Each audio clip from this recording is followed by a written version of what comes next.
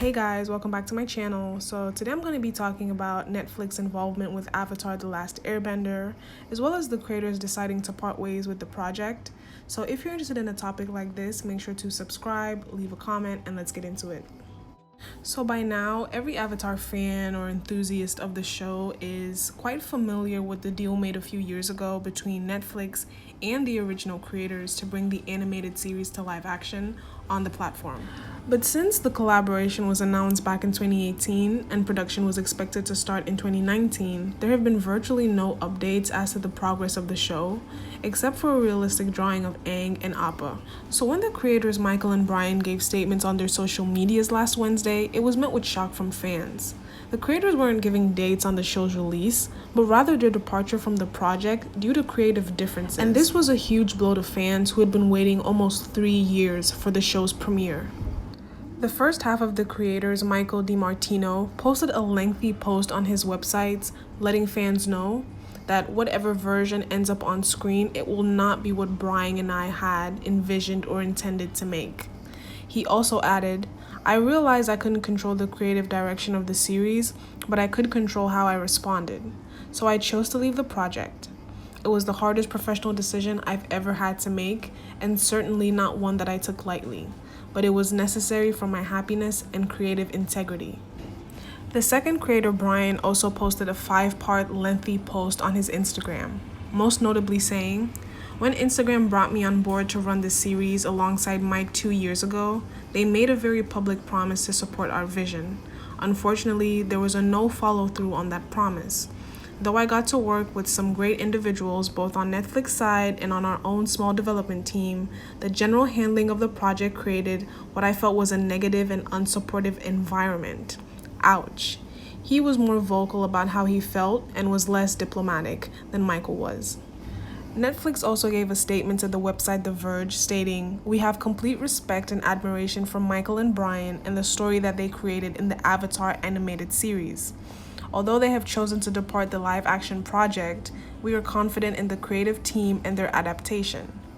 This statement makes it sound like Brian and Michael left the project on a whim instead of there being valid reasons why they decided to leave a project that meant a lot to them.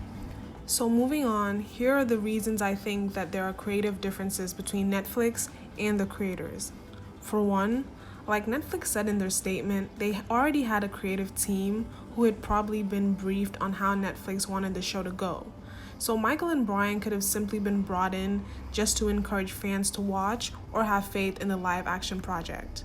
They may not have necessarily been brought on to have full majority creative control. For reason number 2, animation has long been seen as a medium for children, and it still is. So Netflix may be trying to depart from what made the animated series so memorable and loved. And this includes things like the bright colors, the comic relief and high moments of tension, and the childlike moments that the characters share, because, they're children. So Netflix may be trying to make it more darker like The Witcher, or just not be as stylistic as the original to pander to an adult fan base. I also think because Netflix is investing so much time and money to make the show good, they don't want to risk it by completely trusting the creators who don't exactly have experience in live animation or any blockbuster movies under their belt. So they'd rather go the safe way and have returns on their investment than make a series that would probably be well remembered and heavily praised like the original, almost a decade after being released. Speaking of money, Netflix wants its own version of Harry Potter or Star Wars movies, and they know that Avatar: Last Airbender can give them that. Apart from Aang's story, there are avatars before Aang like Avatar Kyoshi that could be fleshed out, and avatars after Aang like Korra that could be created and have their own unique stories as well. There are also comic books that detail life after the final episode, which is also another great opportunity to tell new stories that could go on like the Marvel Universe. But the problem with Netflix is that they forget that Harry Potter and Star Wars didn't have an adapted on-screen production, so their premiere was new and exciting. Except for those who may have read the books. And if Netflix wants its own version of that success, they need to create an original universe from the ground up, not something that people can easily compare. And it's also a difficult balance to remake a series that is already appreciated by fans and scored almost perfect by critics. It's just not gonna work. The expectations and the bar is just set too high. And you also cannot have the same desired effect when remaking something that is already popular. So, in my opinion, I'm not very optimistic about the live action show, especially now that the creators are gone. And I'm not already a huge fan of making everything animated into a live action because I think not everything animated can be made into live action very well.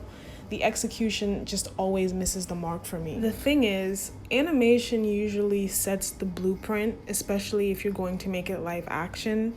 And you can never really get the background colors right. You can never get the actors to look the same.